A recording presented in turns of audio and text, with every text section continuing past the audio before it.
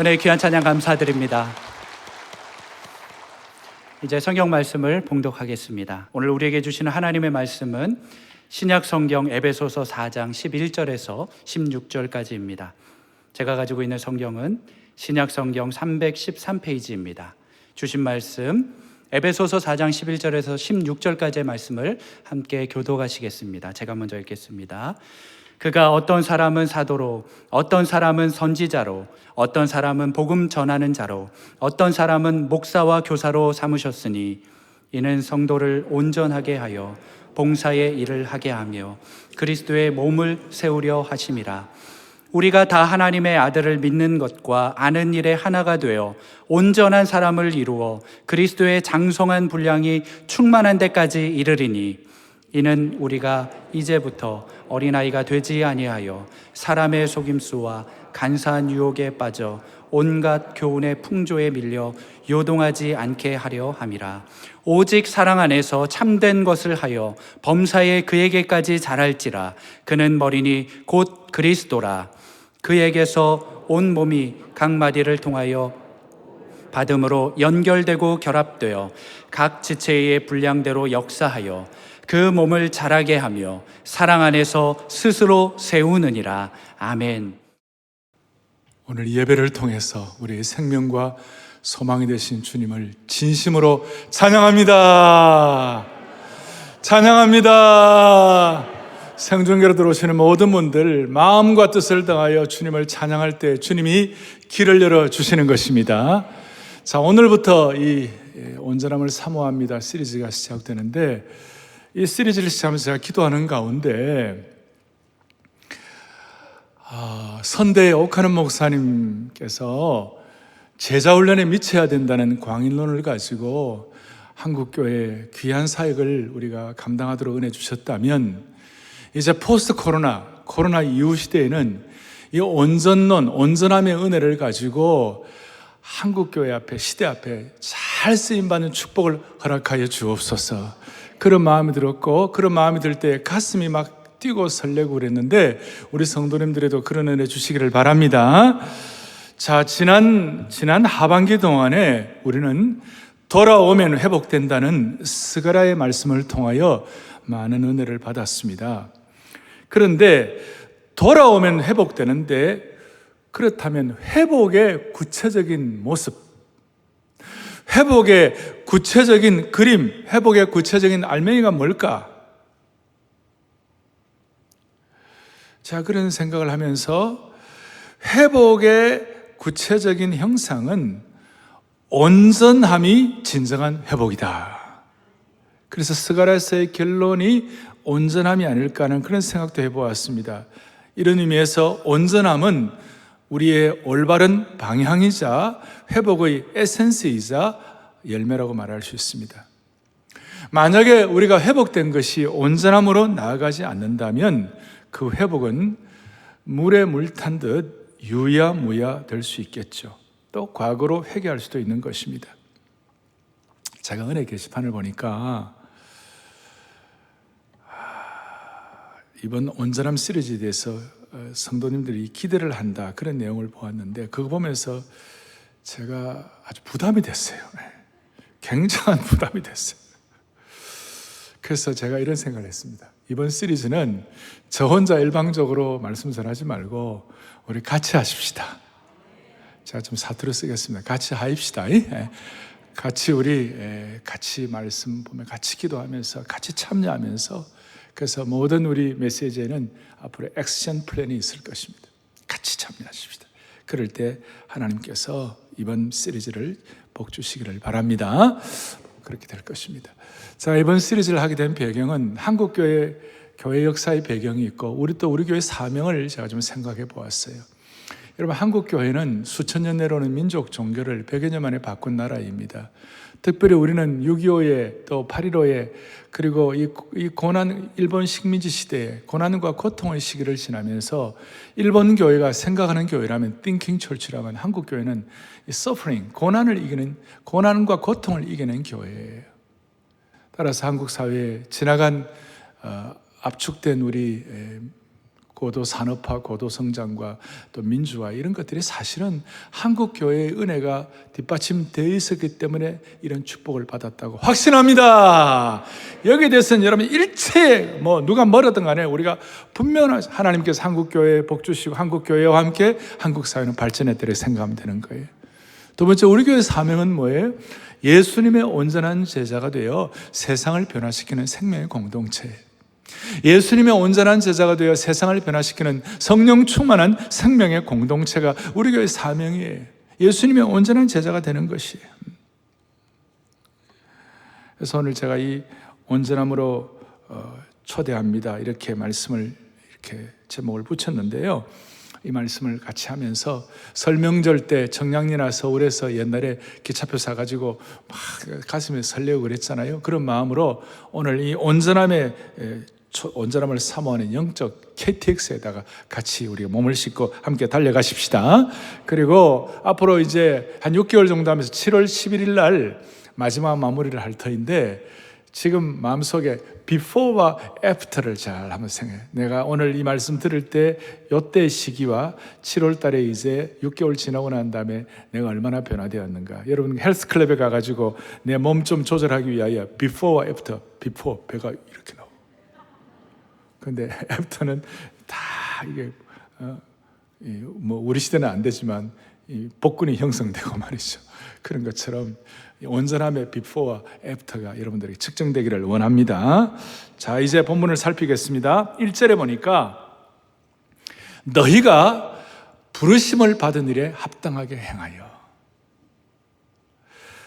처음 예수님 앞에 예수 믿고 부르심을 받을 때에 처음 부르심을 받을 때부터 합당하게 행하라. 그렇게 해서 2절, 3절에 합당하게 행하는 것이 뭐냐면 겸손, 온유, 오래 참음, 사랑, 서로 용납, 성령이 하나 되게 하신 것, 이 모든 것들. 그러니까 겸손하고 성령이 하나 되게 이걸 갖다가 나중에 어느 순간 먼 훗날에 해야 할 일이 아니고 부르심 받은 처음부터 해야 할 일이다. 그런 뜻이에요.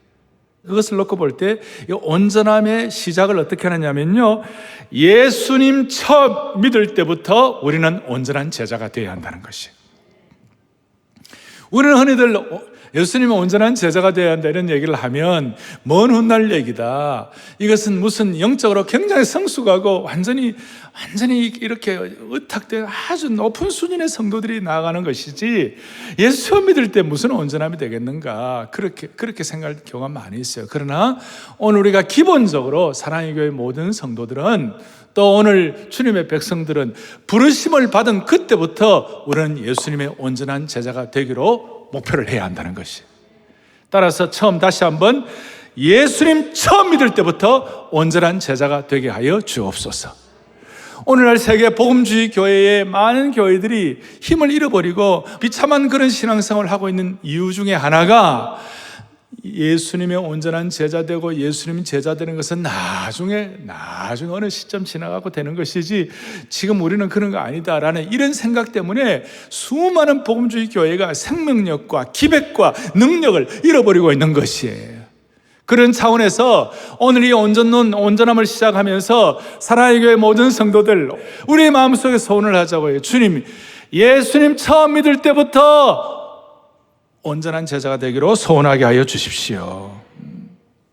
처음 믿을 때부터. 그래서 제가 처음부터 예수님이 처음 믿을 때부터 우리가 온전한 제자를 사모해야 한다는 거 갖고 제가 삼행시를 한번 지어봤어요. 그래서 온전함, 제가 여러분들이 운을 떼어주세요. 함께요. 먼저, 온지 얼마 되지 않는 성도들도 전심으로 사모하여 함께 사랑의 교회에서 온전한 제자가 되십시다. 아멘. 처음부터. 자, 그런데 현실은 우리 자신을 돌아보면 오늘도 상처받고, 우리 가운데 지금도 오늘 이혼해야 되나 말아야 되나, 이혼할까 말까, 가정적으로 힘들어하고 경제적으로 힘들어서 인생 그냥 때려치울까, 그런 사람도 없지 않아 있어요. 이런 분들에게 처음부터 온전한 제자가 된다는 것이 어떻게 다가오겠습니까? 이 내용은 마치 거대한 벽같이, 넘지 못할 넘사벽같이 그렇게 느낌이 들 수도 있을지도 모릅니다. 그런데 우리 주님의 심정을 깨달아야 돼요. 여러분, 자식이 못되었다고, 자식이 못났다고, 자식이 약하다고, 자식이 깨어졌다고 부모가 그대로 두기를 원하는 부모는 없는 거예요. 오늘 주님의 마음은 우리의 연약함과 부족함 때문에 나가 떨어지는 것이 아니라, 우리가 좀 부족하고 못되었다 할지라도 예수님의 온전함을 사모하고 주님을 닮아가고 예수님의 온전한 제자 되는 길을 주님이 원하시는 줄 믿으시기를 바랍니다. 본문을 좀 더 살피겠습니다. 11절에 보니까 하나님이 어떤 사람은 사도로, 어떤 사람은 선지자로, 어떤 사람은 복음 전하는 자로, 어떤 사람은 목사와 교사로 삼으셨다. 여러 해석이 있지만 한마디로 말하면 사람마다 은사를 주셨어요. 어떤 사람은 복음 전하는 자의 은사를 주시고, 어떤 사람은 티칭의 은사를 주시고, 사람들마다 은사를 주셨어요. 그 은사를 주신 이유가 뭘까? 어떤 사람은 오늘 찬양의 은사를 주시고, 보이전자의 섬김 은사를 주시고, 수많은 은사를 주셨는데, 한마디로 말하면 여러분과 저 각자에게 은사를 주신 이유가 무엇일까? 은사를 주신 목적은 12절, 이는 그 은사를 주신 이유가 뭐냐? 성도를 온전케 하며, 하나님의 교회에, 하나님의 사역자들에게, 하나님의 교회에 하나님이 명하시는 것이 뭐냐? 그 사역을 통하여 성도를 온전하게 하라. 성도를 온전하게 하라. 그리고 13절에 보니까 온전한 사람을 이루어 그리스도의 장성한 물력이 충만한 데까지 이르라. 온전한 사람, 온전한 사람, 이 내용은 이 온전한 사람이라는 말을 죄송합니다. 헬라어로 텔레오스. 앞으로 텔레오스란 말들을 자주 듣게 될 것입니다. 어쩌면 우리가 지금 하는 이 내용을 앞으로 이 텔레오스 신학이라 해도 과언이 아닌데 온전한 좀 이게 높은 수준이에요. 근데 처음부터 높은 수준을 좀 알아놓으면 귀한 거예요. 그리고 12절에서 성도를 온전하게 해가지고 봉사일을 하게, 온전하게 된 성도들의 봉사일을 하게 하면 자연스럽게 그리스도의 몸이 세워진다. 그렇게 했어요. 그리스도의 몸이 세워지는, 그리스도의 몸이 뭡니까? 교회인 것입니다.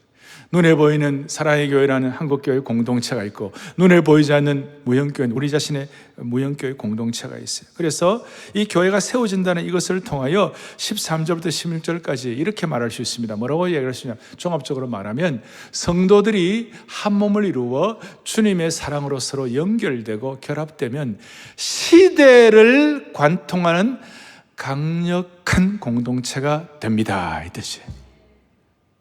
포스트 코로나 이후 시대를 관통하는 강력한 공동체가 회복되기를 바랍니다. 그것을 위하여 먼저 이제 첫 번째 예수 처음 믿을 때부터 온전함을 사모해 보십시다. 두 번째로는 이 온전함의 축과 기준이 있는 것이에요. 뭐가 있다? 온전함에 뭐가 있다고요? 축과 기준이 있다. 13절과 15절에 보니까 두 번이나 반복되는 것이 있는데 예수 그리스도라는 말씀이 두 번이나 반복되는 거예요. 예수 그리스도 온전함의 축과 기준이 주님이신데 주님이 기준이 이 정도는 우리가 웬만큼 다 알 수 있을 그 내용이지만 그러나 이 기준이 어떻게 우리 실력과 능력을 이룰 수 있는 거예요? 이거는 어떻게 보면 진짜 불가능한 것 같이 보여요. 예수님의 장성한 분량대로 자라가라. 머리는 곧 그리스도시니라. 그리스도께로 초점을 맞추고 자라. 축과 기준이 주님이신데 그러나 더 보이지 않는 기본적인 축과 기초가 있는 것이에요. 그것이 뭐냐면 그냥 아무것도 없이 우리로 하여금 주님의 그 기준을 닮아가라 그렇게 하지 않으시고 기본적으로 우리에게 축과 기초를 주셨는데 그것이 뭐냐면 7절과 8절에 이렇게 나왔어요. 7절에 뭐냐면 우리 각 사람에게 그리스도의 선물의 분량대로 은혜를 뭐예요? 주셨어요. 그 다음 두 번째로 사람들에게 선물을 주셨다 하도다. 그래서 영어로 보면 He gave. 하나님이 gave. 하나님이 주셨다. 먼저는 은혜를 주셨다. 두 번째는 선물을 주셨다. 근데 이 주셨는데 주님이 주신 은혜와 선물의 수준이 뭐냐? 퍼펙트하다. 완벽하다는 것입니다. 주님이 우리에게 주신 은혜로 주신 선물이 완벽한 줄로 확신합니다. 우리에게 주신 은혜가 또 완벽한 줄로 믿습니다. 그래서 주님의 이 완벽함은 어떻게 되느냐? 우리를 향한 피의 보혈의 공로의 은혜를 통하여 우리를 향한 주님의 희생과 구원의 역사가 완벽하다. 그래서 이걸 뭐냐면 perfect sacrifice. perfect sacrifice. 완벽한 희생을 주셨다. 완벽한 구원을 주셨다. 완벽한 선물을 주셨다. 완벽한 은혜를 주셨다. 완벽한 어토먼트라고 그래서 완벽한 대속의 은혜를 우리에게 베풀어 주셨다. 따라서 우리가 예수 그리스도를 온전하신 주님을 닮아간다 그랬을 때 아무것도 없이가 아니라 완벽한 선물과 완벽한 은혜의 축 아래에서 우리가 주님을 닮아가게 되는 것이다. 여러분이나 저는 또 이런 영적인 은혜뿐만 아니라 우리의 속성 가운데 희미하지만 우리의 본능 가운데 그래도 좀 더 나은 인격, 좀 더 나은 성품을 추구하는 본성이 있어요. 예를 들어서 누가 우리 보고 너 못된 놈이야. 너 못돼서 그러면 진짜 못된 사람이라도 기분 나빠요. 그죠? 에? 당신은 정말 나쁜 사람이야. 당신은 정말 문제 있다. 당신은 정말 잘못되었다. 이런 얘기를 하고 당신은 어리석은 사람이라 그랬을 때 내가 왜 어리석냐고 그런 반응을 하는 경우가 많이 있잖아요. 그 뭐냐면 우리 내면 가운데는 그래도 조금 더 나은 인격, 나은 인성을 원하는 그런 속성이 있는 것이. 이게 우리 속에 죄 때문에 흐려졌지만 하나님의 형상이 그래도 흔적이 남아있는 것이에요. 그런데 문제는 우리가 이 온전함을 잘 이루어가지 못하는 이유 중에 하나가 기준이 잘못되었어요. 우리가 가진 기준이 잘못되었어요. 소위 세상의 잣대의 기준을 가지고 평가하는 거예요. 우리가 착각을 하고 있는데 착각하는 이유는 뭐냐면 크게 보면 잘못된 기준을 갖고 있는 것이에요. 세상에 잘못된 기준을 갖고 있기 때문에 시작부터 잘못되었어요. 뭐냐면 세상에서 좀 온전하게 된다, 세상에서 좀 더 나은 인격이 된다 그랬을 때 세상의 기준은 뭐냐면 철저하게 비교해가지고 하는 기준이에요. 그래서 비교를 해서 내가 저 사람보다 좀 더 낫다, 소위 상대적이죠. 그러니까 서로가 쏟고 사는 것이에요. 우리 속에 나쁜 비교 성향 가운데 나쁜 속성 하나가 있는데 그것이 뭐냐면 내가 아무리 부족하더라도 그래도 내보다 못한 사람들이 많지, 이 가운데 나보다 부족한 사람이 한 명이라도 있어, 이런 의식이 우리 속에 자리 잡고 있는, 이게 비교 의식이에요. 여기에 대해서 사도 바울이 고린도후서 10장 12절에 우리는 자기를 칭찬하는 어떤 자와 더불어 감히 짝하며 비교할 수 없노라. 그러나 그들이 자기로서 자기를 헤아리고 자기로서 자기를 비교하니 지혜가 없도다, 어리석도다. 자기 자신과 다른 사람들을 비교하는 사람은 지혜가 없고 어리석고 스스로 쏟고 있다는 것이, 이것이 오늘 제가 말씀드리는 온전함과는 통하지 않는 것이에요. 그래서 우리는, 또 바울 사도는 우리에게는 세상과 완전히 다른 기준과 축을 가지고 있다. 바울 사도는 세상과 완전히 다른 기준을 선포한 것이에요. 온전함에 대한 기준을 두 번이나 선포한 거예요. 뭐라고 선포하고 있느냐? 13절에 다시 한번 우리에게 뭐라고 말했느냐? 온전한 사람을 이루어 그리스도의 장성한 분량이 충만한 데까지 이르라. 누구의 장성한 분량이에요? 그리스도의 장성한 분량. 그 다음 15절에도 뭐라고 했느냐? 범사에 그에게까지 자랄지라. 그는 머리는 곧 누구시라? 그리스도시라.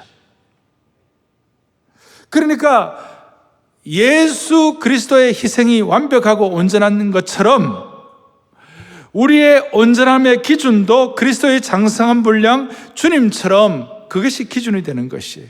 범사의 주님을 닮아가고 주님의 인격을 닮아가라, 그런 뜻이에요. 이게 참, 그러면 주님의 인격을 내 같은 사람이 어떻게 닮는가? 많은 한계를 느끼게 됩니다. 그런데 주님의 온전한 인격을 닮아간다 그랬을 때에 예수님의 어떤 우리와 감히 비교 불가능의 능력, 주님의 신성이 있잖아요. 폭풍우를 잠재우시고 귀신을 쫓아내시고 영계를 통치하시고 하여튼 어떤 그런 주님의 신성적인 것을 닮아가라는 것이 아니고, 우리가 주님의 장성한 분량이 충만한 데 이르라는 것은 주님의 인성, 주님의 인격, 주님의 인성을 닮아가라는 것을 깨달으셔야 되는 것이에요. 저도 이 말씀을 준비하면서 다시 한번 각오를 했어요. 주님, 제가 감히 주님의 비교 불가능한 자연계를 점령, 이런 게 아니고, 제가 말하는 온전함의 기준은 하나님의 아들로서 완전한 사람이신, 완전한 인성을 가지신, 우리와 함께 울고 함께 웃는 감정을 가지신 그 주님이 우리의 기준이다, 이 말이에요. 그 주님의 완전한 인성과 인격을 비교하는 것이 우리가 추구하는 온전함이라는 것이. 그래서 이런 내용을, 이런 마음을 가지고 6개월을 다듬고 2년, 3년을 다듬어가면 어느 순간 주님의 인격, 주님의 인성을 점점점 닮아가서 온전해지는 하나님의 백성으로 무장될 수가 있다는 것입니다. 이 주님의 인성과 주님의 인격은 보기만 해도 은혜가 되는 거예요. 어떻게 보면 보기만 해도 닮아가게 되는 것이에요. 여러분, 그렇게 되기를 바랍니다. 가면 갈수록 저도 여러분도 주님의 인격, 주님의 인성을 더 닮아가는, 무슨 비교 불가능한, 무슨 막 폭풍 잠재우고 귀신을 쫓아내는 것이 아니라 함께 울고 함께 웃는 주님의 인성을 닮아가는 것이에요. 주님의 인성. 주님의 인성 어떤 것이 있어요? 주님의 온유함, 주님의 인격의 온유함, 주님의 내적 강함, 주님의 절제, 주님의 섬김, 주님의 즐거움, 심지어 주님의 유머. 5천 명을 앞에 놓으시고 먹을 것이 힘들어하는 사람들에게 빌립이 이 사람들 우리 물은 안 됩니다. 그래서 주님의 유머, 네가 먹을 것 주라 그랬어요. 낙타가 바늘기에 들어가는 것처럼 부자가 천국 가는 게 쉽지 않다. 주님의 놀라운 유머예요. 주님의 인격을 닮아요. 주님의 인격. 온전함의 기준, 또 주님이 갖고 계시는 사명과 주님의 목표가 우리의 온전함의 기준이 되기를 바라는 겁니다. 그래서 여러분, 저는 그렇게 되고 싶어요.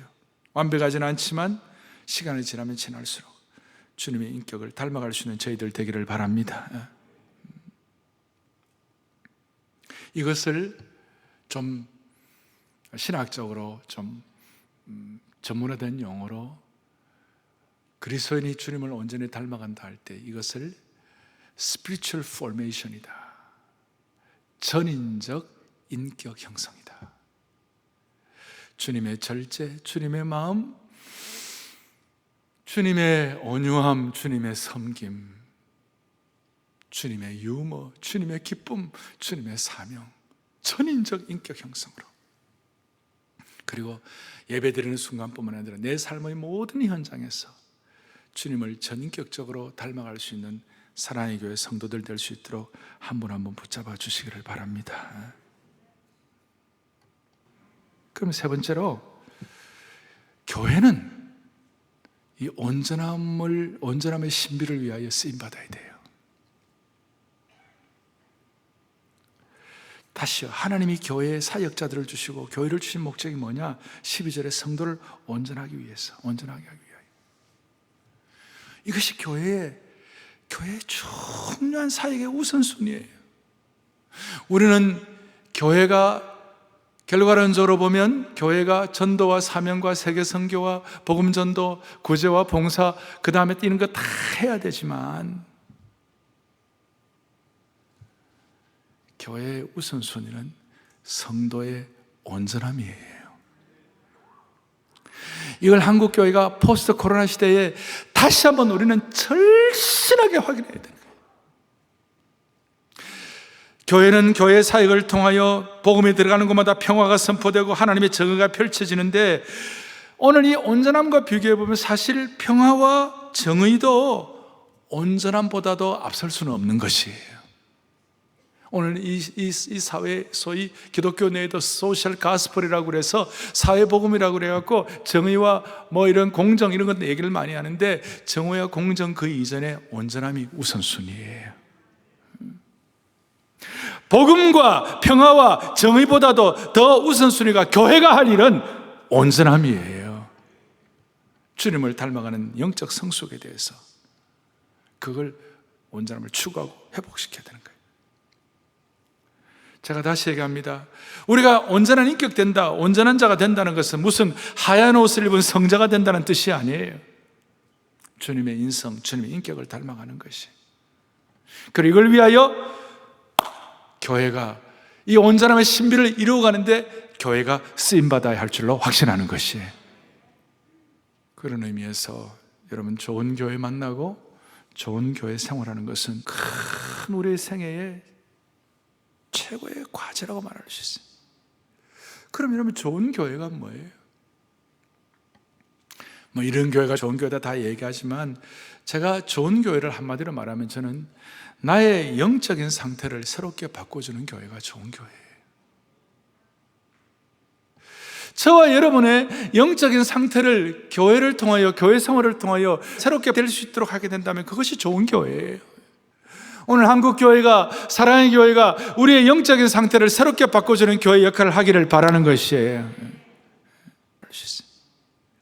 그럼 여러분, 좋은 교회가 뭐예요? 뭐 이런 교회가 좋은 교회다 다 얘기하지만 제가 좋은 교회를 한마디로 말하면 저는 나의 영적인 상태를 새롭게 바꿔주는 교회가 좋은 교회예요. 저와 여러분의 영적인 상태를 교회를 통하여, 교회 생활을 통하여 새롭게 될 수 있도록 하게 된다면 그것이 좋은 교회예요. 오늘 한국 교회가, 사랑의 교회가 우리의 영적인 상태를 새롭게 바꿔주는 교회 역할을 하기를 바라는 것이에요. 그럼 좋은 교회가 성도를 온전케 해주는 이 신비를 잘하기 위하여 성도들이나 교회가 기억해야 할 것이 한두 가지 적용이에요. 첫째는 뭐냐? 적용할 것이 뭐냐? 우리의 영적인 상태를 새롭게 하기 위하여, 온전함을 위하여. 이 온전함은 여러분 잘 아시는 대로 하루아침에 이루어지는 것이 아니에요. 하루아침에 천사가 되는 것이 아니에요.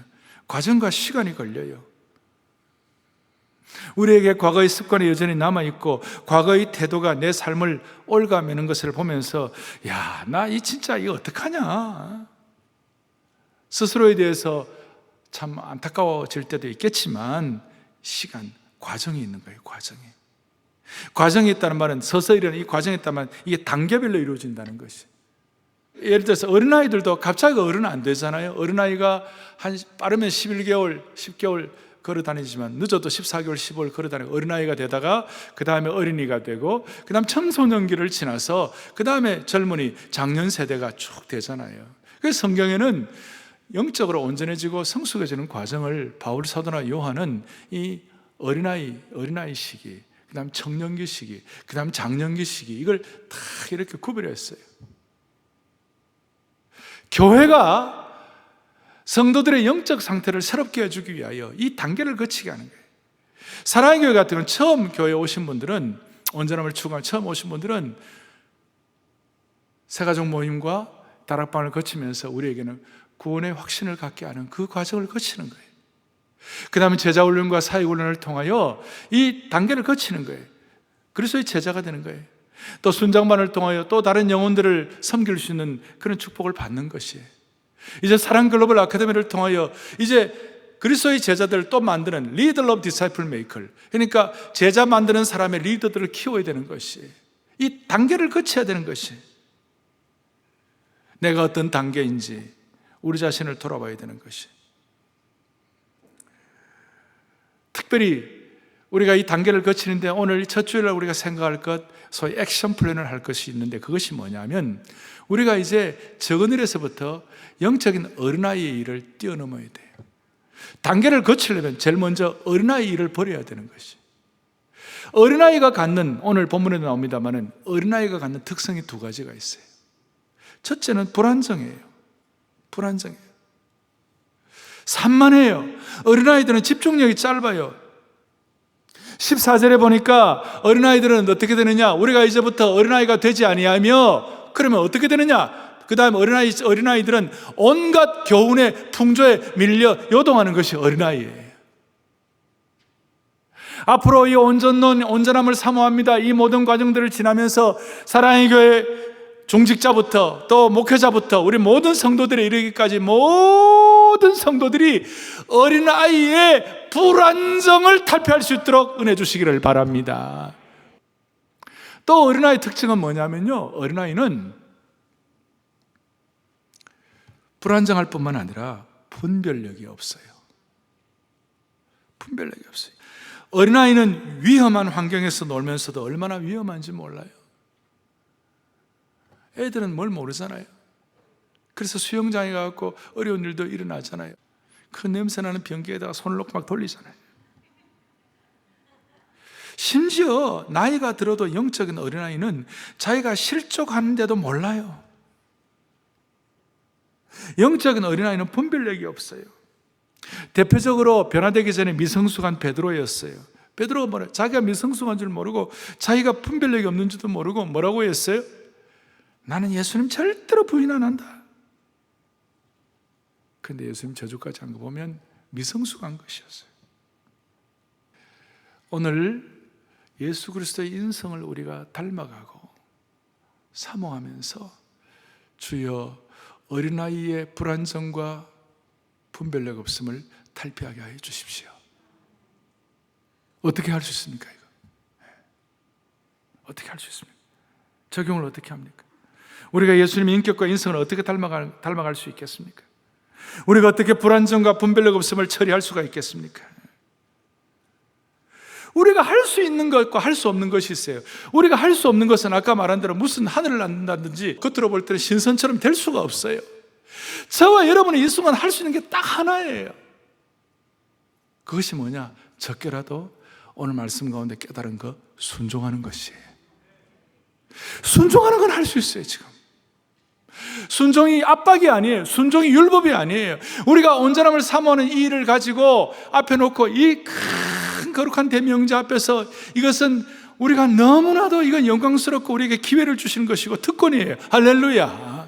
그래서 주님이 뭐라고 말씀하셨는가? 예수님이 이 온전함을 사모하는 하나님의 제자들에게 천국에 대한 올바른 걸 가르쳐 주기 위하여 요한복음 2장에 가나 혼인잔치집을 하시면서 거기에 나오는 것 중에 하나가 물로 포도주를 만들 때에 하인들에게 예수님의 어머니 마리아가 뭐라고 말씀하셨는가 하면 하인들에게 너희에게 예수님이 무슨 말씀을 하시든지 그대로 하라.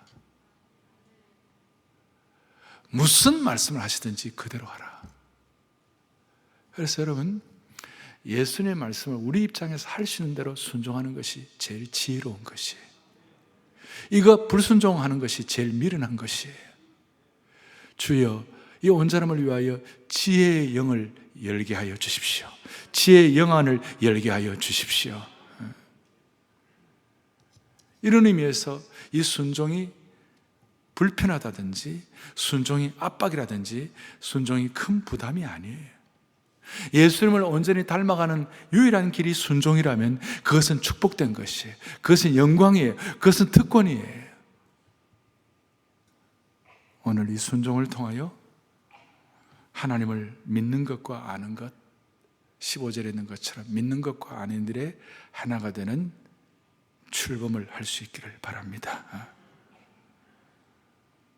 이 순종을 통하여 소극적으로는 어린아이 일을 처리하고 적극적으로는 15절에 사랑 안에서 참된 것을 하라. 순종을 통하여 사랑 안에서 참된 것을 하라. 이 온전함에 대한 이 우리의 사명과 우리의 이 목표가 사랑 안에서 참된 것을 통하여 이루어지기를 원합니다. 그럴 때 16절 그에게서 온몸이 각 마디를 통하여 도움을 받음으로 연결되고 결합되어 각 지체의 분량대로 역사하여 그 몸을 자라게 하고 사랑 안에서 스스로 세우느니라. 주님의 몸된 교회가 연락하고 연합되어 가지고 결합되어 가지고 아름답게 세워지게 되는 것입니다.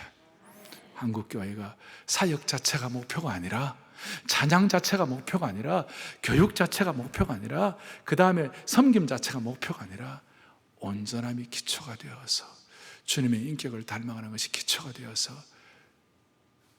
주님을 섬길 수 있기를 바랍니다. 그리고 이것도 베드로전서 5장에 보면 기가 막힌 말씀이 있는데 5장 10절에 무슨 말씀? 너희를 친히 온전하게 하시며. 할렐루야.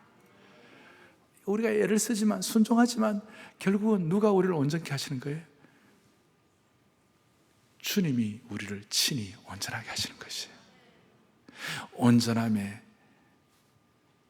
이 이니셜이 주님께 가 있는 것이에요. 용기를 얻으십시다. 다시 한번 포스트 코로나 시대의 온전함을 가지고 이제 이 온전함이라는 산에 함께 등정하십시다. 오늘 주보의 절 앞에 이 산에 올라가는 거 그림 보이시죠? 함께 등정하십시다. 주님의 마음을 본받는 자, 그 거룩하심 나도 이루리, 그 온전하심 나도 이루리. 주님의 마음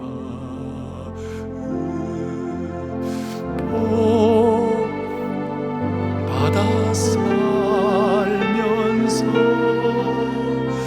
그 455장 거룩하신 나도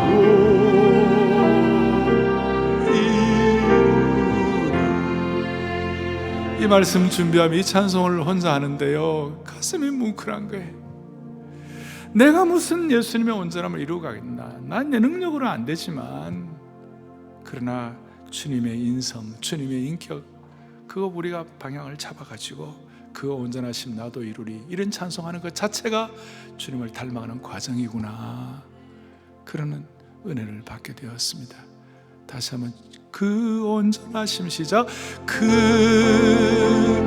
온전하심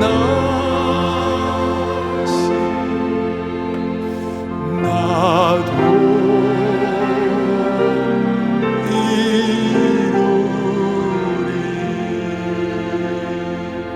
가슴에 손을 얹겠습니다. 같이 우리 간절한 마음으로 기도하십시다. 이제 온전함의 이 초대를 받았습니다. 이번 한 주간 동안 주님을 닮아가는 온전한 제자가 되게 해달라고 기도 제목을 가지고 말이나 일이나 삶의 여정에서 주님의 온전함을 이루기를 이제 기도 제목부터 가지고 액션 플랜 시작하십시다. 그리고 적은 것부터라도, 순종하기 쉬운 것, 작은 것부터라도 실천할 수 있기를 바랍니다. 주님, 작은 것부터라도 실천하여 온전함의 산에 함께 등정하게 하여 주옵소서. 주님, 오늘 이 말씀을 온전히 받아들이는 성도들 되게 하여 주시기를 원합니다. 이 온전함이 율법이 아니라 일상에서 만져지는 말씀으로, 은혜의 말씀으로 역사하게 하여 주시옵소서. 순종이 의무가 아니라 받은 은혜가 너무 컸어, perfect sacrifice, 완벽한 희생 때문에 기쁨으로 순종할 수밖에 없는 순종의 삼투압이 일어나게 하여 주시옵소서. 우리 주 예수 그리스도 이름 받들어 간절히 기도 올리옵나이다. 아멘.